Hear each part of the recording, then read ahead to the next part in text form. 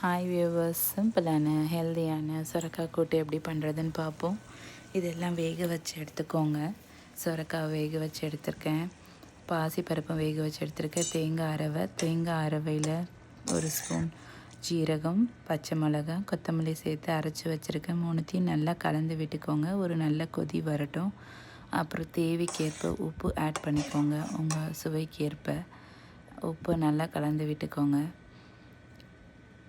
இது சட்டுன்னு கெட்டி ஆகிடும். ஸோ கிண்டிக்கிட்டே இருங்க. தண்ணியை கன்சிஸ்டன்சி பார்த்துக்கோங்க. தாளிப்பு கரண்டி எடுத்து தாளிப்பு கொடுத்துடலாம். ஒரு கொதி வந்துடுச்சு. நான் தேங்காய் எண்ணெய் எடுத்திருக்கேன், ஒரு டேபிள் ஸ்பூன். அந்த தேங்காய் எண்ணெய் சூடானதும் கடுகு, உளுந்தம்பருப்பு, பெருங்காய பொடி போட்டு தாளிச்சுக்கோங்க. பெருங்காய பொடி நல்லா எவ்வளோ வேணுமோ உங்கள் போட்டுக்கோங்க. ரொம்ப வாசமாக இருக்கும். கடுகு போட்டாச்சு. நான் ஜீரகம் போடலை தாளிப்புக்கு. ஆல்ரெடி ஜீரகத்தை வச்சு அரைச்சிருக்கோம் தேங்காயில். ஸோ ஜீரகம் போட மாட்டேன் நான். உங்களுக்கு வேணும்னா ஆட் பண்ணிக்கலாம். தாளித்து பொரிஞ்சதும் கூட்டு கூட சேர்த்து கிண்டி விட்டுக்கோங்க. செம்ம டேஸ்ட்டாக இருக்கும். ட்ரை பண்ணுங்கள். ஹெல்த்தியாகவும் இருக்கும். சாப்பிட்டுட்டு சொல்லுங்கள்.